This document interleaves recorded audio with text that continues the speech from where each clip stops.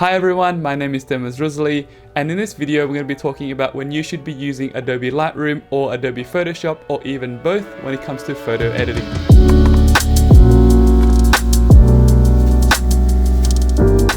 So a question I get asked quite often is what is the difference between Adobe Lightroom and Adobe Photoshop, and when should I be using each program? Both Lightroom and Photoshop are very powerful image editing tools that have a lot of functional similarities and crossover, but they've both been designed to meet different needs and achieve different goals when it comes to photo editing. On a high level, Lightroom is the app that makes your photos look precisely the way you want with one-click edits or detailed adjustments to the lighting, colors, tones, and much more. It also helps you manage your photos both on your hard drive or across all your devices using cloud storage, depending on which Lightroom you use. On the other hand, Photoshop allows you to elevate your photos into digital art by using layers and effects to transform your composition, do fine retouching, or removing large objects. Sometimes, however, it's not the case of which tool to use, but when to use each or both in your post-production process.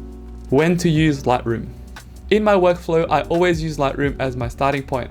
A lot of the times, I don't even use Photoshop if I'm already happy with the color grade and the composition after the Lightroom process. While Photoshop caters to a variety of creative disciplines, Lightroom has been specifically built to efficiently handle any photographer's workflow from photo management to finishing touches. There are two different Lightroom programs, Adobe Lightroom and Adobe Lightroom Classic. The former is a cloud-based system which allows you to seamlessly transition between different devices like your laptop, tablet, and phone. So if you start an edit on one device, you can then pick up another device and finish it off somewhere else. The latter is a desktop-based program for photos stored locally on your computer or external hard drives. This is what I personally use more often, as I'm usually editing at home or have my laptop with me when I'm traveling. One of the most important features of Lightroom is image management. As you can see here on the left in the library menu, my photos can easily be found through these folders that mirror the folder structure on my hard drives. So whenever I need to go back and look for a certain image, I can just click on the hard drive, pick the year I know it was taken in, and then go to the specific folder. This is why having an organized folder structure is very important. I usually name my folders by date, starting by year, then month, then day, and then the location I was at or a description of the shoot. On top of all this, you can manage your files even further by flagging or rating your images, and then you can filter them and find which photos you've rated the highest to be edited. So after you've imported and managed your files, now it's time to start editing and color grading your photos using the Develop tab. Here you can tweak each slider to improve every aspect of your photos. This is a very subjective process, so adjust each slider accordingly depending on what you like and what style you want to go for. I always recommend playing with every slider and moving them left and right until the image looks good to you for that particular setting. You can also use the masking tool to color grade parts of your image as well through brushes, radial filters, and/or linear filters. This will make your image stand out even more.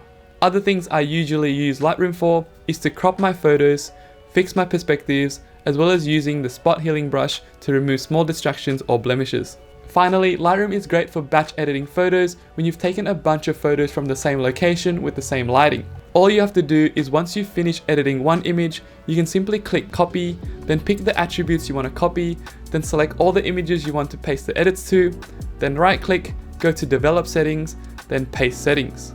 You can literally color grade hundreds of photos in the space of seconds by doing this. Of course, I would still go through each one to make sure the edits still look good on that particular image and then adjust accordingly. If you like a specific set of settings, you can also create your own presets or select from the collection of built-in presets, so you can quickly edit future photos in one single click. Lightroom uses non-destructive editing, which means you can make changes to a photo without permanently altering the original file. You can also create virtual copies of the same image within Lightroom to try out what different edits might look like without creating multiple copies of the same file on your hard drive. When to use Photoshop. Whereas Lightroom is focused on organizing and processing photos, Photoshop ventures into image manipulation, creation, and enhancement. Whenever I want to take my edits even further, all I have to do is right-click the image in Lightroom, then click Edit In, then Edit in Photoshop. This will automatically open up the file with the Lightroom edits I've put on it in Photoshop. Photoshop features editing tools aimed at altering the look and content of a photo. You can remove distracting objects with content-aware technology or combine multiple photos for a composite, creating surreal or photoreal images from multiple photos, like these for example. This image was created by stacking multiple long exposures together until I got the composition I wanted. while this image was created by combining a day photo and a night photo of the same location. Like non-destructive Lightroom workflows, you can also work in a non-destructive manner in Photoshop as well by taking advantage of layers and smart objects. Create composites by using layers and layer masks, which you can adjust and refine by painting black to erase and white to bring back. You can also adjust the colors and tones of each layer non-destructively by using adjustment layers and clipping masks. This makes sure that you are only editing a specific layer rather than all the layers below that specific adjustment layer. This is great for color matching when you want to create a more realistic composite. On top of all this, there are so many effects and filters you can use that are built into the Photoshop program. For example, there are tools like radial blur and motion blur where you can emphasize movement in your images even further, as well as the sky replacement tool where you can replace the sky in your photos super quickly by using the collection of sky images provided or loading your own images of the sky. To me, Photoshop is like when you're a kid and you cut and paste layers of paper to create a final image or collage, only it's digital and much more high-tech. Photoshop is all about making selections, whether roughly or accurately, to stack layers of images on top of each other to create a final image you can only imagine. Spend time and experiment with all the tools in the program to really maximize the potential of what you can create in Photoshop. How I use Lightroom and Photoshop together in my photography workflow. So my editing process usually goes something like this. I start off using Lightroom and I color grade the image to my liking. Then if I'm happy with it, I stop there and export it out as a JPEG. If I want to do something more creative with it, I would open the image up in Photoshop, do my edits there, and then once I'm done, all I have to do is click save, and a new TIFF file will be created automatically back in Lightroom. Finally, I usually do one more pass of color grading to achieve the final image I'm after, and then I export out of Lightroom just like before. Knowing the differences between Lightroom and Photoshop will help you pick the best image editor for a given project, but in many cases, it's not an either-or decision.